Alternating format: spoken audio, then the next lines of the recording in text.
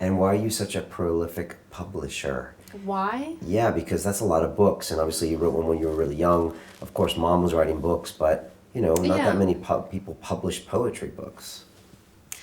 I wrote my first book when I was 12, more out of just a desire because my teacher said, you're great. I need you to recite this. And I said, then I'll just publish it. So that was the first one. Okay. And then I wrote Drinking the Moon when I was about 16 years old because I was working on the show. And I had graduated from high school at 15 because it was just easier that way.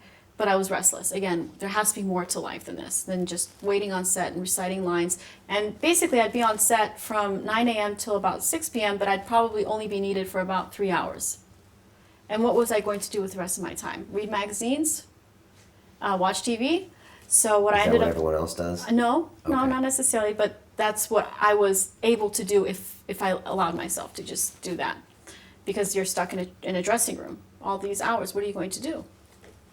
So what I ended up doing was I enrolled in college. So I would go to college from 6 a.m. till 9 a.m., then to work from 9 till about 6 p.m., then back to school from 7 p.m. till midnight every day when I was 16, 17, 18. And through that experience, I was writing poetry.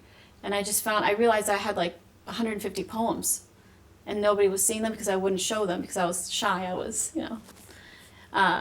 eventually I'm like, you know what, I'll just publish them. And that's how it started. Okay. You also got a degree in fashion as well? Or Yes. did that come later? That Yeah, well, came- of course you did, right? On Saturday from 4 a.m. until 8 a.m. I went to fashion school. But I mean, like, there's a little strange pattern here of workaholic. I can't help it. A And little I bit.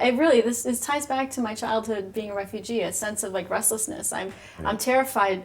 I'm not scared of death, but I'm scared of a wasted life. And I'm terrified that one day I'll look back and I'll say, I didn't accomplish enough. And for the life that I was given, the opportunity with these American volunteers, and I did nothing with it, it's like that restlessness. Which probably sometimes is too much. It could be. I don't think it's impacted me negatively yet with my personal family and friends, but it could be, yeah. Okay. It's fascinating because you're growing up next to, say, the girl next door in Michigan who was born in America like everybody else. Yeah. And in America, you kind of have this God-given right that you get all this stuff. And you could argue it's not valued as much, say, to you, where you actually got ripped out of this country, had to go to another country, like barely survive, get these Americans to protect you, and now, boom, you're blocked in this America. So Right. Well, I don't think that's entirely fair to say that these young kids, they don't take the opportunity that's presented to them. I think there's an issue with not necessarily the school system, but the way the Americans perceive opportunities. And I think if they just knew that, yes, there are so many of my talented friends, even in Michigan, who wrote beautiful poetry, but they never even thought of the ability to publish anything. They couldn't even fathom because nobody presented it to them as an option. And I think that's the number one gift my mom gave me. She said, anything is possible. What do you want to do? Read a book on it, study it, and you'll get there at some point. And I just wish other kids, because I've read poems when I was 16 years old, poems from 12-year-old kids that were amazing, even better than mine. And I used to even then think, why don't they publish their work? But nobody told them to, okay. Yeah. You gonna write a novel? I did, Really? too. Okay. What are they about? Okay, so Are they published? my heart and souls. One of them is completed. Okay. And it's called the Besa. And the Besa is an Albanian word that I wanted to bridge over to America. It means a vow that is inviolable even beyond death. You have to you have to commit yourself to this vow, and if you don't accomplish it, no matter what, even if it means losing your life over it, that's the problem. So I wrote a novel called The Besa, and it's about a mother, Madame Vega, and her 7 children, and it's mythical. It's a bit of I wanted to imbue it with a sense of the Albanian culture as well, because it is a beautiful culture with beautiful traditions, and I wanted to preserve that in the English language.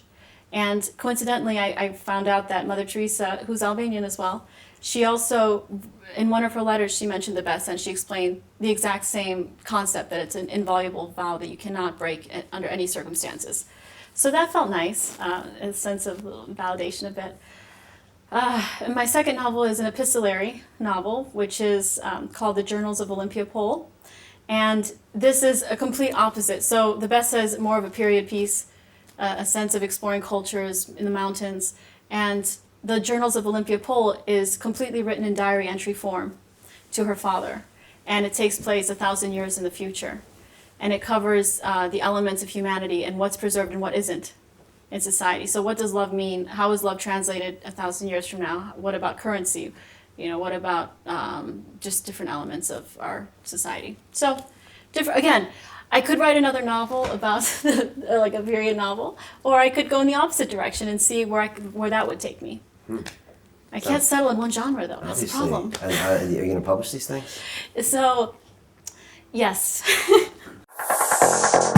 Continue watching this fascinating conversation for free by clicking on the link below to visit our website, learn from the best minds in the world, and connect with a community of passionate people building the best versions of themselves. Just click on the link below, and I'll see you on the inside.